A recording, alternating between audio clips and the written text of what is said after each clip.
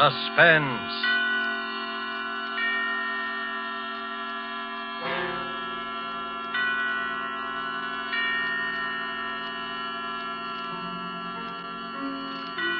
This is the Man in Black, here again to introduce Columbia's program, Suspense. With us in Hollywood tonight as star is Mr. Gene Lockhart, whose remarkable characterizations on the screen have won him a notable following with American audiences. It is with rueful satisfaction, but with satisfaction nonetheless, that the genial Mr. Lockhart contemplates his reputation. Because of his cinematic misdoings, his numberless treacheries, betrayals, and cowardly villainies, he is one of the most hated men in the country today. Our story this evening by John Shaw is called Statement of Employee Henry Wilson. And so with the performance of Gene Lockhart, as he relates and relives the events of the climactic moment in Henry Wilson's life, we again hope to keep you in suspense.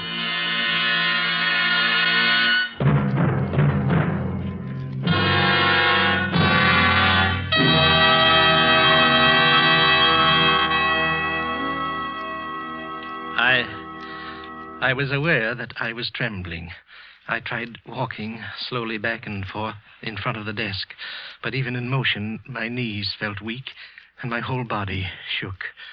Why was it always I who trembled and never this pompous insect sitting in front of me?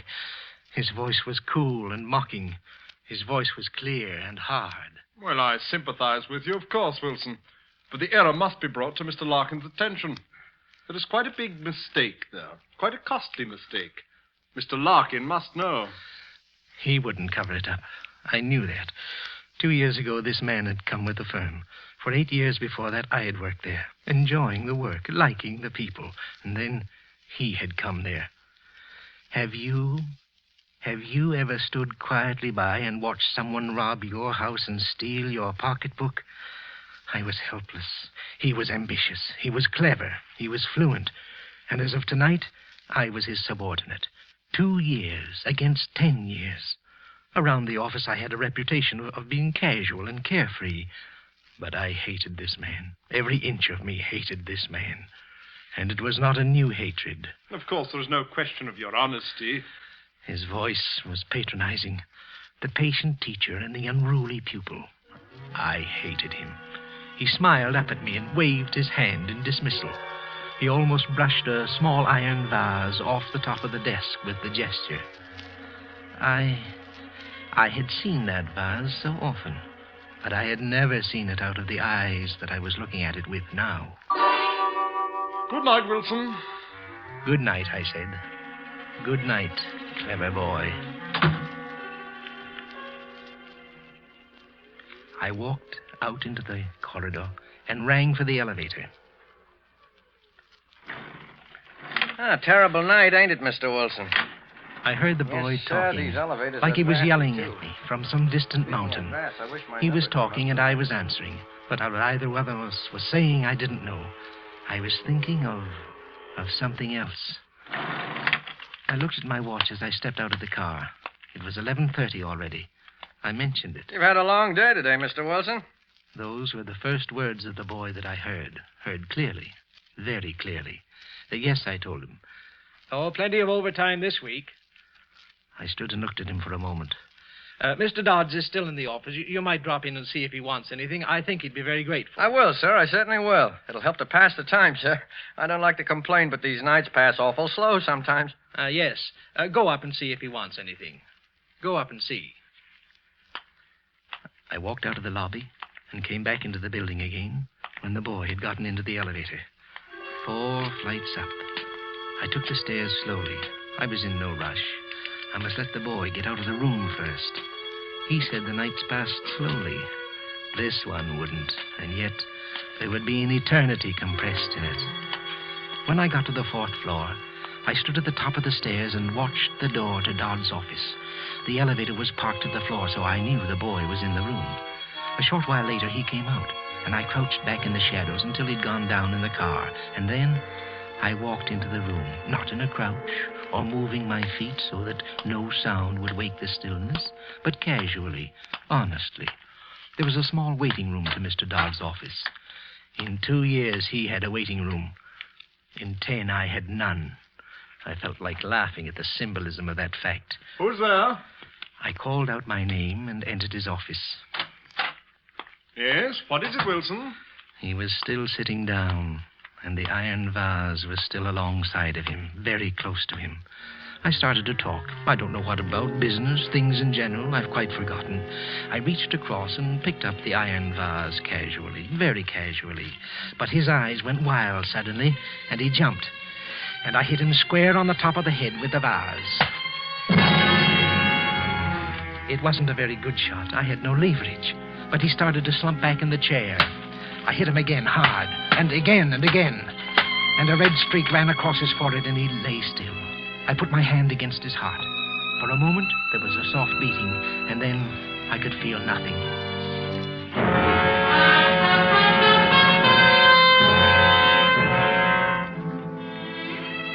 I was very calm and very warm. I was calmer than I'd ever been before. I wiped off the vase and put it back onto the desk. I ran through the papers that Dodds had been looking at until I found the one paper I was looking for. I ripped it into little bits, and I put the pieces into my pocket. Outside the building, my first act would be to scatter the pieces. I'd cover my mistake myself. I moved slowly back to the door. I wiped the doorknob and looked once around the room before I opened the door and stepped out into the waiting room. And then... Going home, Mr. Wilson? I stood there, afraid to turn, afraid to think. I slammed the door shut behind me and stood in front of it. Are you all right, Mr. Wilson?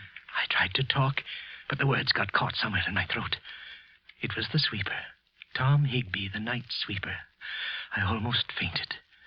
Everything had been set so nicely. I'd left the building. The elevator boy had come up and found Dodds in good health. Someone had stolen him later and killed him. That would be the elevator boy's story. If suspicion attached to anyone, it would be to the boy. I had left the building.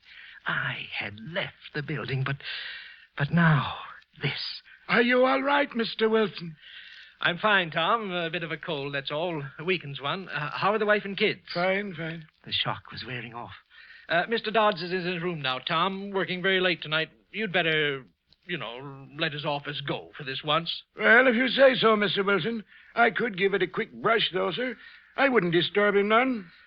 I stood firm in front of the door. For a moment, I wondered if he'd seen anything when I'd come out of the room. It was possible. He could have looked over my shoulder. No. No, he hadn't seen anything. He began to sweep the sitting room, and I stood and watched him. I couldn't let him get out of here. I'd go to the chair if he told me about being there. And I couldn't kill him, too. Oh, what a quick step it had been back to normal. I was nervous again, and I felt a sickness at the bottom of my stomach. I tried to talk, and I sounded stupid. Tom looked at me. I wouldn't have to touch him. It would be his word against mine, and I had left the building. I opened the door quickly and went back into Dodd's office. I tried to keep my eyes away from that thing at the desk. I remember that he'd kept a bottle in one of the drawers, and I took it and brought it out to the sitting room with me.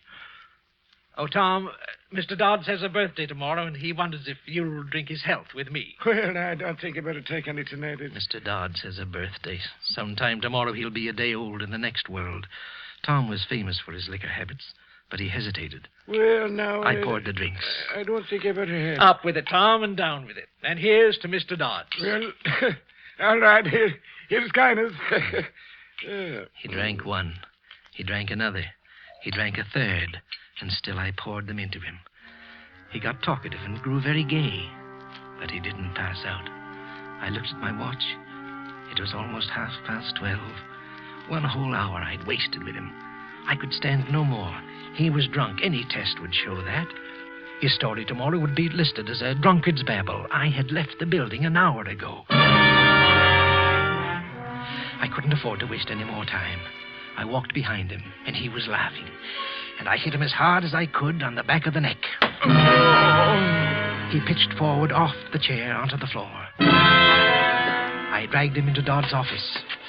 and I lifted him into the chair facing Dodds. I brought the bottle in from the sitting room and put it on the desk in front of Dodds. I took the iron vase and curled Tom's hands around it for the fingerprints, and I dropped it at his feet. A bottle, a fight, a killing. I was sweating. I went out into the sitting room again and almost fell to my knees. I was frightened. I had to get out of here. I got to the lobby and looked out of the shadows at the elevator.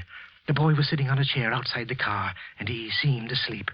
I came out of the darkness and went quickly towards the street and began to walk rapidly. I wanted to get somewhere out of the world. Would I ever sleep again? We murderers are not supposed to, and I wanted to rest. I had a sudden idea. I went into a cafeteria and used the telephone. I called the building and got the elevator boy on the phone. Hello there. Hello, Jim. Oh, this is Mr. Wilson, Jim. Has Mr. Dodds left yet? The voice that answered me was sleepy, and the words were hard to make out. But I knew all the answers. Well, listen closely, Jim. Will you tell him that the address of the place we were talking about is 144 Gray Street? Yes, yes, that's right. Oh, he'll know what I mean. Will you go up and tell him now, Jim? All right.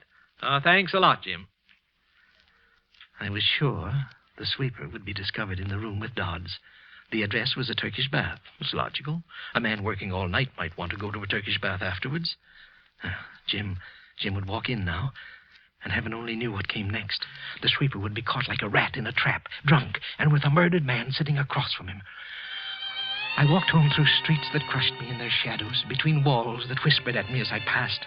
I sat up in my room for hours listening to the sounds Manhattan makes in the night. And finally I fell asleep. And I sat and I slept and I dreamed until sunrise.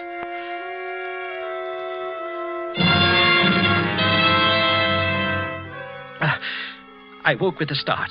I was shaking like some miserable wet cur. I took a drink and tried breathing deeply. Somewhere I'd read that deep breathing killed that scared feeling. What in blazes was I frightened about? I was safe. I was completely safe. But when I left the house, I was still shaking. I walked all around the block that the building was on before I went inside. It looked like any other morning. On the floor where my office was, I saw a policeman. And then another. And then my world was surrounded by a ring of police and plainclothes men. I must watch my nerves. I must move carefully, very carefully. None of them paid any more attention to me than they did to any of the others. They assembled all of us in the president's office, and then one of them, a sharp, alert young man, began to talk. Last night, an attempt was made on the life of one of your associates, Mr. Charles Dodds. A murmur ran around the room. I was talking with the rest, being surprised with the rest. But what did he mean, an attempt? Dodds had been dead. Or had he? Fortunately, however, the attack was not successful. And Mr. Dodds has supplied us with some rather unbelievable information. Information which I tried to hold myself.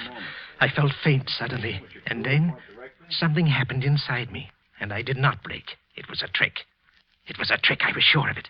The detective stared at us, running his eyes across our faces, across my face, searching, staring, and then he shrugged his shoulders. Well, as a matter of fact, Mr. Dodds was killed.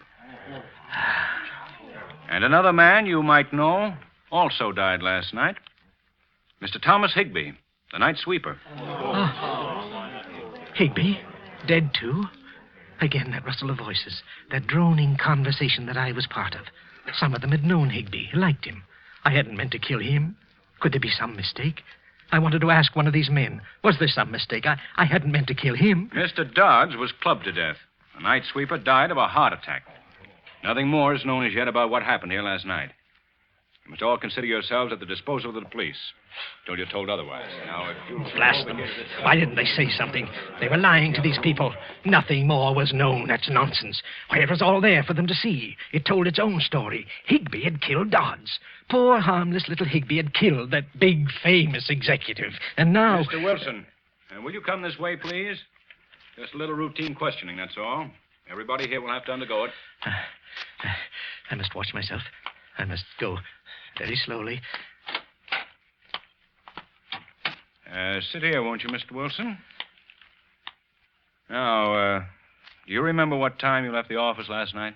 Yes, it was 11:30. I remember mentioning it to the elevator boy. Uh-huh. And what time did you get home? Oh, somewhere about 12:30, I guess. Yes, just about that time. Is there anybody who would swear to that? Well, the elevator boy... Oh, I don't mean that.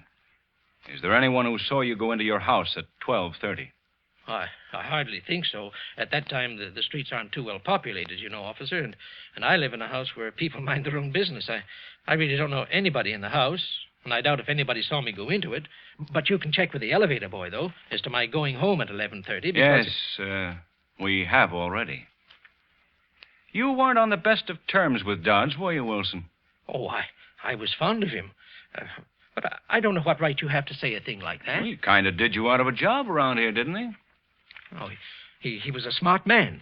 Mr. Dodds was an exceptionally smart man. It was not at all a disgrace to lose a position to him. When I left him last night, he was in excellent health. And if I killed a man every time I had a job taken away from me, I'd have quite a long line of victims behind me. Of course, I'm just joking, you know. You made a phone call to him last night, didn't you? Yes, to the elevator boy. I remember suggesting that he go to a Turkish bath after he'd finished work to sort of tone up. They're very good, you know. And I mentioned that I knew a very good one that I could recommend. And then when he asked me the name of it, I couldn't think of the address of the place. And I thought of it later, though, and I phoned the building. Where'd you phone from? From a little place in the neighborhood. And about what time did you phone? Well, it was about 12:25, I guess. I was getting a little mixed up. It couldn't have been then. I was still in the building at 12:30. They were confusing me. You called at exactly 12:55. So you must have miscalculated the time of your arrival at home. However, that isn't important. None of us is expected to time ourselves from place to place, are we? When we find too good an alibi, we get kind of suspicious. Well, I don't think we'll have to bother you anymore, Mr. Wilson. Thank you. He asked me to send somebody in to see him as I went out. I forget who it was. I was thinking very hard. I went into my office and sat down. So easy. Was it possible the whole thing was over? And so easily? Hello there, Wilson. Very sad, this business. Very sad. Good morning, Mr. Larkin. But we must go on. Mr. Dodds would want it that way. Yes, sir, he would. It's a responsible job he had, Wilson. But you've been with us long enough to know that. Yes, sir. Do you think you can handle it? Well, sir, yes, sir, I think I can. Good.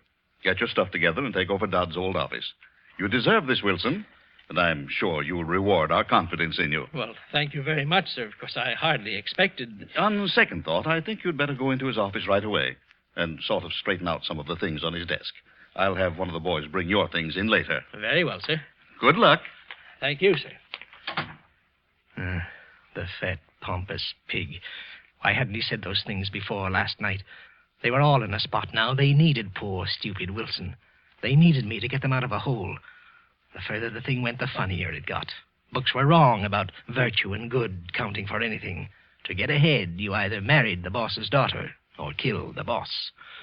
I took a pencil and a small notebook and went out into the corridor.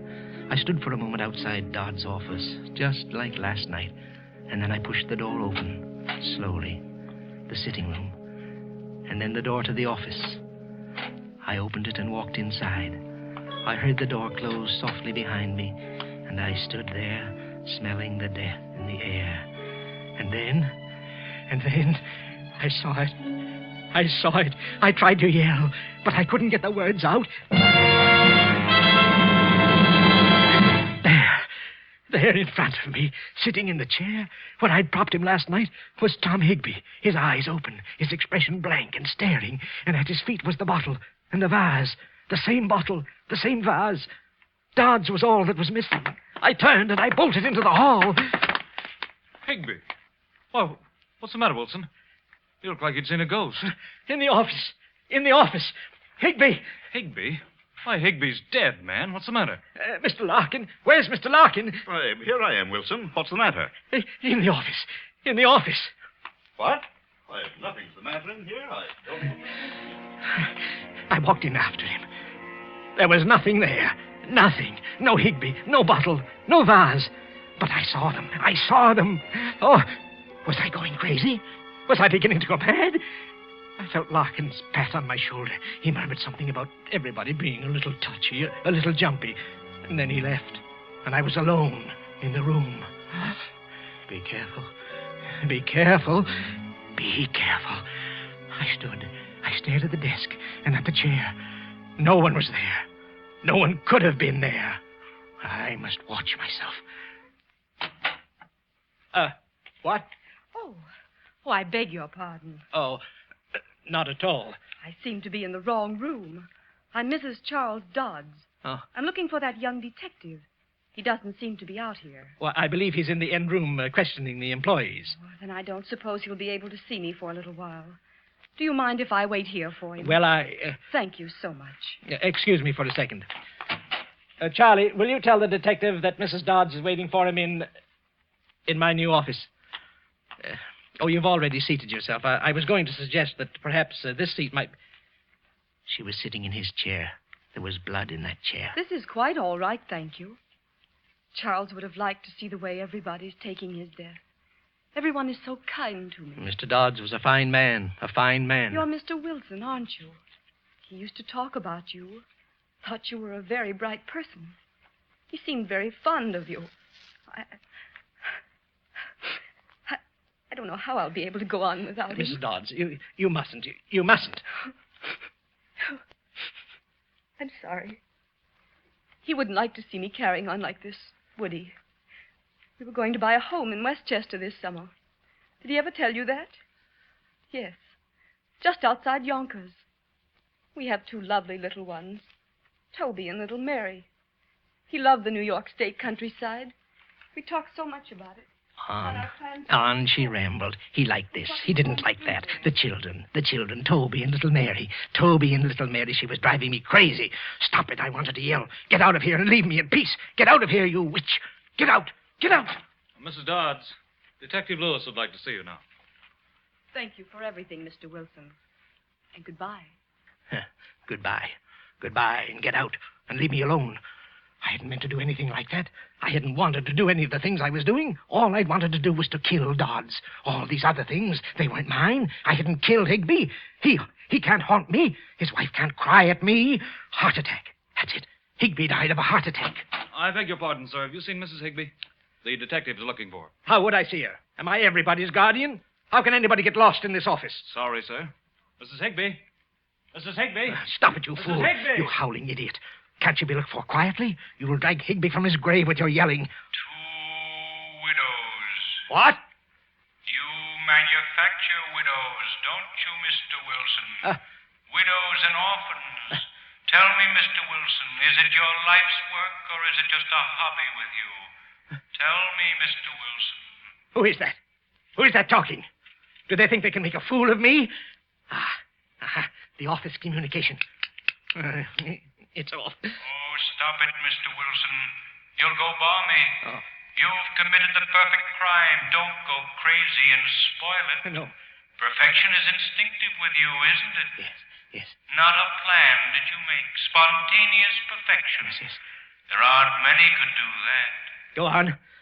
Go on. Voices can't frighten me. They deserve to die. And that's why they're dead. Thou shalt not kill, Mr. Wilson. Thou shalt not kill. Thou shalt not kill. Not Higby. I didn't kill him. His heart stopped. Do you hear me? That's all. I didn't kill him. Now you voices stop. Do you hear me? Stop it, I command. Stop it. Is something wrong, Mr. Wilson? What do you mean, is there something wrong? Do you hear them, too? Well, you mustn't listen. They lie. Do you hear me? They lie. Now get out. Get out. Get out. You must talk only to me. Do you understand me? Only to me. Not to these others. Don't say anything to them. Only to me. Only to me. Well, what do you want? Well, I don't know. You think they'll say something bad about me, don't you? So you can carry me off to jail. That's what you're waiting for, isn't it? Well, you're going to be disappointed. You see, they're quiet. What's quiet? Yeah, who's quiet? You think I'm going to tell you. They won't say anything unless I tell them to, and I'm not going to tell them to say anything, not one little word. Last night you wanted to know all about last night. Well, you asked them, but they won't tell you. Look at the expression on that face. Look at him, Lieutenant. They were there. They saw me hit him, but they won't say anything. They were there, but they won't tell you a thing. Not one little word, not a He's single a thing. gibbering idiot. Because I'm not going to let I them. shouldn't have let you They won't monkey feel around. that. We could have gotten it out of him some other way. You and your psychology. You know, you should leave that stuff in colleges. All I did was plant Higby in the office and route Mrs. Dodson here and talked into the ventilating system. Yeah, those voices had me creepy, too. Incidentally, Dodds was single. What? That girl's my fiancée. She's an actress. Well, Not a word. well, why did you tell him Higby was dead? No, maybe you better not explain. Psychology, huh? Well, what are we going to do with the confession now? We should have pinched him the moment he walked in here. Behave. They know. Maybe I'm lucky I never went to college. There's no use you waiting here. They won't tell you anything. They're mine, all mine. I tell them what to say. All right, get the wagon up Can't say here. a word. I'm not going to Nothing at walk all. this thing through the Remember that. streets. I won't say a word.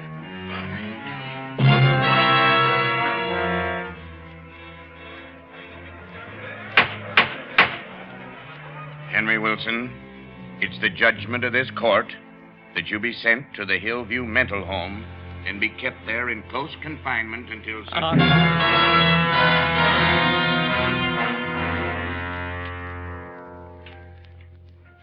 On the voice went. I had stopped listening to voices, all but the ones that I couldn't help hearing. But I'm not crazy. I'm not crazy. I tell people that, and they look at me queerly. The stupid fools. The guards here have spread the lies that I have fits. Lies. Lies, I tell you. They say every night when the moon comes up, I have fits. Loud, roaring fits. Well, they lie. Because it's then that I hear the voices. I hear Dodds and his wife and Toby and little Mary. And I sit quietly and I listen to them. Do you think I could have a fit in front of them? Do you now? No, I'd be ashamed. I tell you, I'm not crazy. And they lie when they tell you that. They lie, all of them. They lie. And they're lies.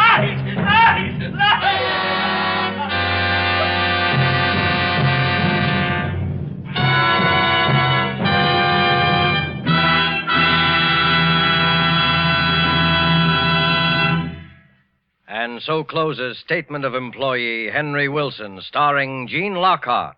Tonight's tale of Suspense.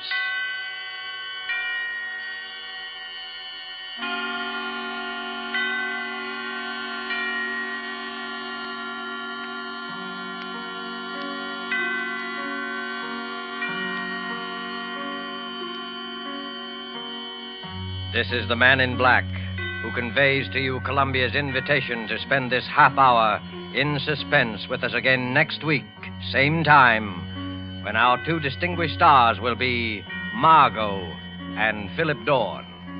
They will appear in a suspense play by John Dixon Carr entitled Cabin B 13.